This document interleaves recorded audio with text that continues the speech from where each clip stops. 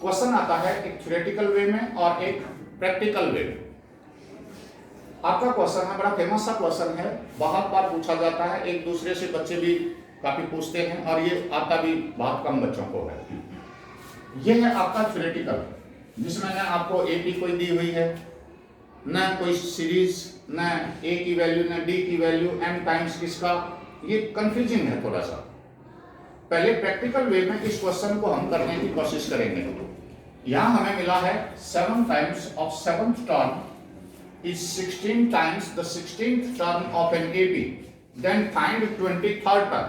There is a combination कि 7 times of 7th term है, जौन सी टर्म है उतने ही मल्टीप्लाई हुआ है, जौन सी टर्म है जो टर्म आपसे पूछी गई उसका उतने ही मल्टीप्लाई किया गया है। और फिर आप देख रहे हैं कि 7th टर्म और 16th टर्म का सम पूछा गया, 23rd टर्म। इसमें आपको AP अपने आप माननी है जनरल फॉर्म में। Can you find out 7th term? Yes, sir? Yes, sir. Then write 7th term A7 is equal to A plus 6D. Is it? Yes, sir. What is value of 16th term? A plus 15. A16 is equal to A plus 15D. 15D. अपनी situation देखें, 7 times 7th term. अब अपनी ये statement को algebraic statement बना के लिखना है। मैं लिख रहा हूं 7 times A7 is equal to 16 times A16। Yes sir? Yes, sir. A7 की वैल्यू आप रख सकते हो क्या? ये रही। A16 की वैल्यू आप रख सकते हो, Yes, ये sir. रही। इससे एक इक्वेशन बनाइए। ये इक्वेशन बनाओगे तो 7 times A plus 6D plus 16 time is equal to 16 time A plus 15D. 15D। Multiply कर लीजिएगा, ब्रैकेट्स खोलिएगा, 7A plus 42D is equal to 16A plus 16 5 90 80 और 240 आ गया D। अब D को एक तरफ और A को एक तरफ ले आइए। Yes sir? Yes, sir. यहां से 16 को इस तरफ ले आइए, कितना रह जाएगा? -9D माइनस 9D 42D इस तरफ ले जाके घटा दीजिएगा। -9 नहीं आएगा, डी की जगह। अच्छा, -9A इज इक्वल टू 240 में से 42 घटा दीजिएगा तो 198 रह गया, इज इक्वल टू 198D। यहाँ A की वैल्यू जब आप निकालेंगे, जब A की वैल्यू निकालोगे तो क्या रहेगा? 9 से डिवाइड कर दो, -22D। इस वैल्यू को आपने 23rd टर्म में इंट्रोड्यूस करना है, ठीक है? आपको ये वैल्यू निकालनी है, देन फाइंड 23rd टर्म। ये इक्वेशन ऑलरेडी आपके पास बन चुकी पहली V1 सिचुएशन के कारण। पहली स्टेटमेंट जो आपके पास थी उससे आपकी ये स्टेटमेंट बनी, A is equal to -22D। तो यहां जब हम A23 निकालेंगे, it will be A plus 22D। Yes sir? इसकी वैल्यू निकालनी है आपको। Now substitute value of A as -22D। So यहां -22D plus 22D it will be equal to 0. ये हमेशा ऐसा रहेगा। यदि आप चाहते हैं, आपको ये पहचान करने की जरूरत है कि जौन सी टर्म दी हुई है उतना मल्टीपल है, जौन सी टर्म दी हुई है उतना मल्टीपल है, और जो टर्म्स दी हुई थी 7th और 16th उनका सम 23rd टर्म पूछा गया है। Yes sir? Yes, sir. इसमें क्या करेंगे, जितने टाइम जौन सी टर्म का है पहले वो टर्म लिखें जनरल फॉर्म में, उसे मल्टीप्लाई कर लीजिए, एक इक्वेशन बनाइए, ठीक है। ए और डी की वैल्यू आपस में आपको सब्स्टिट्यूट करनी है, yes sir. Yes sir. A को डी के टर्म में एक्सप्रेस करना है आपको, यानी ए की वैल्यू रखिएगा डी की फॉर्म में, और फिर जो वैल्यू पूछी गई, फिर जो वैल्यू आपसे पूछी गई, ये एक्सप्रेशन लिखें 23rd टर्म के लिए। एपी में हमारे पास a plus n minus 1 into d होता है, a की वैल्यू -22 डी रखते ही यही कॉम्बिनेशन बनेंगे। यहां जी चाहो जितने क्वेश्चंस बना लीजिए आप, यहां कई बार r times r h term, k times k h term, then r plus k h term निकालो, p क्यू दे दें, p times p h term, q times q h term, और फिर यहां p plus q h term पूछ लें। आ गई बात समझ में? Yes, सो अब मैं, ये है प्रैक्टिकल अप्रोच। ये क्वेश्चन कंपैरेटिवली आसान रहता है बच्चों के लिए। Yes sir. अगला जो क्वेश्चन है, जो थ्योरेटिकल टाइप मैंने बताया था, देखो यहां कोई संख्या नहीं है, सारे वेरिएबल हैं। यहां आपके पास 7 था, 7 टर्म थी, यस सर। वहां 16 टाइम्स है, 16 टर्म थी। 23rd टर्म पूछी गई है, यहां भी वेरिएबल में है ये टर्म। इतना सा अंतर है। जहां हम 7, 16 और 23rd यूज कर रहे थे, वहां हमें m, n और m प्लस n यूज करना।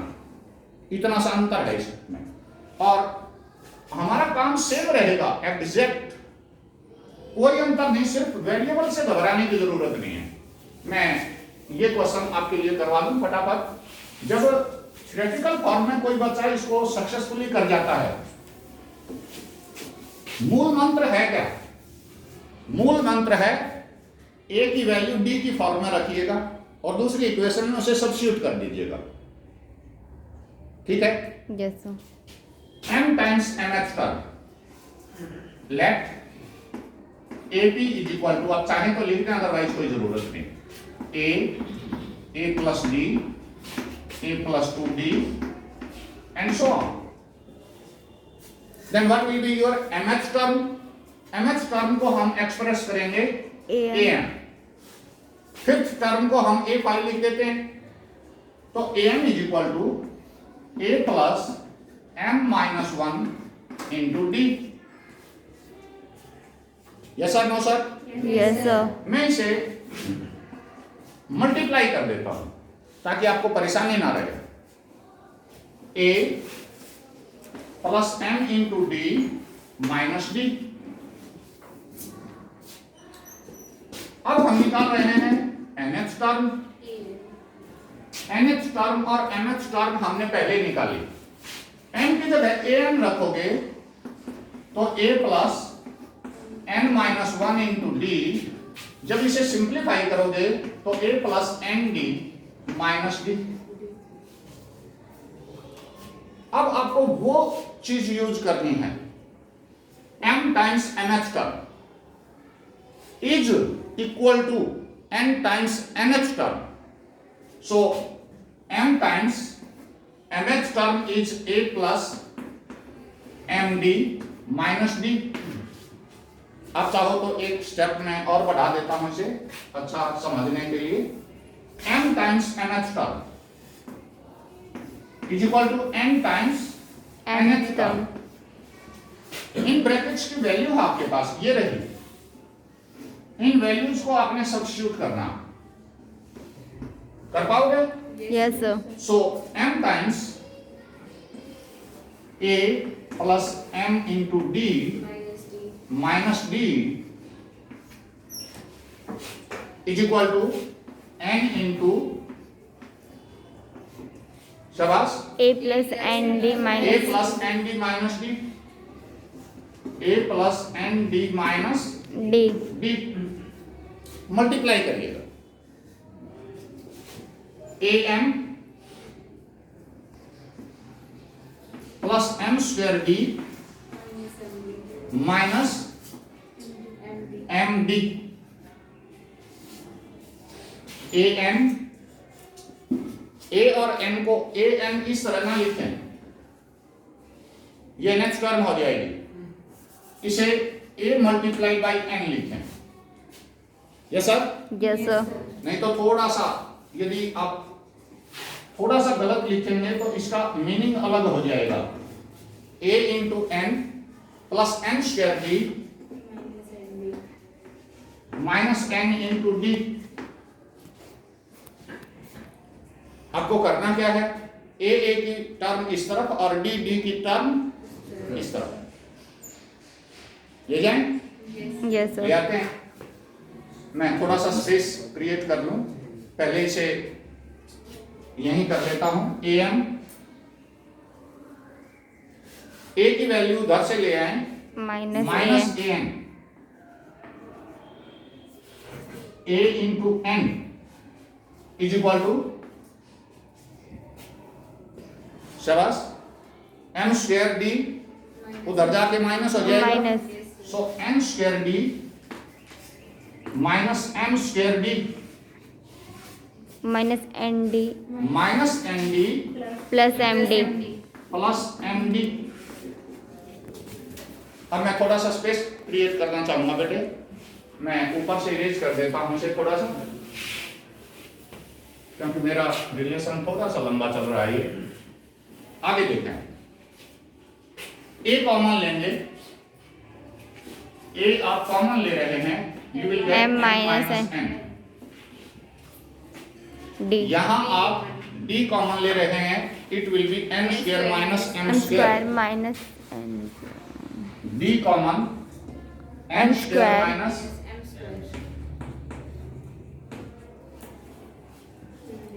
माइनस डी कॉमन तो m minus n plus d common m minus n। आप डी सारे में कॉमन ले सकते थे, कोई दिक्कत नहीं, यस सर। मैं भी यही पूछ लेकिन मैं जानबूझ के ऐसा नहीं कर रहा। ठीक है, यस सर। यहां आप देखें m माइनस n है, यहां n माइनस m है, तो साइन चेंज करने के लिए इस d को नेगेटिव रख दीजिए। Yes sir? Yes sir. तो यहां हम a into m minus n it is equal to d into minus d into, इस स्टेप को ध्यान से देखना, it is m minus n into m plus n। मैं फैक्टर्स भी कर रहा हूं और साइन भी चेंज कर रहा हूं इसमें। माइनस कॉमन निकालने से m स्क्वायर आगे m स्क्वायर पीछे, यस सर। और फिर a square minus b square का फार्मूला होने के कारण एक बार इनका डिफरेंस और एक बार sum plus d into m minus n। ये बातें समझ आ गई? Yes sir. मैं बहुत छोटी छोटी स्टेप्स को एक्सटेंड कर रहा हूं। हमारे समझाने में और बुक्स में प्रिंटेड समझाने में ये अंतर है कि बुक आपको बोल के ये नहीं बता पाती कि ये चेंज क्यों हुआ, आप यहां एक्सप्लेन करवा सकते हैं हमारे से। So I am taking common m minus n, so a is equal to, शाबाश, यहां m माइनस n कॉमन गया, m माइनस n कॉमन गया, कट जाएगा। तो बचा क्या? Minus d d into m plus n plus plus d d into 1. I am taking d as common now. Yes sir. So minus d यदि हम common लेंगे, a is equal to minus d common, तो m plus n minus 1 रह जाएगा। देखिए ये multiplication तो ऐसी चीज है, यस सर। माइनस डी से इसे मल्टीप्लाई करोगे तो प्लस डी आएगा। Yes sir. सो a की वैल्यू हमारे पास आ गई, यानी m प्लस n से एक कम। आपने देखा था वहां हमारे पास कितना आया था, a is equal to minus 22 आया था, yes, यानी sir. 23 से एक कम, तो m प्लस n से ये एक कम। अब आपको वो टर्म चाहिए जो आपको निकालने हैं।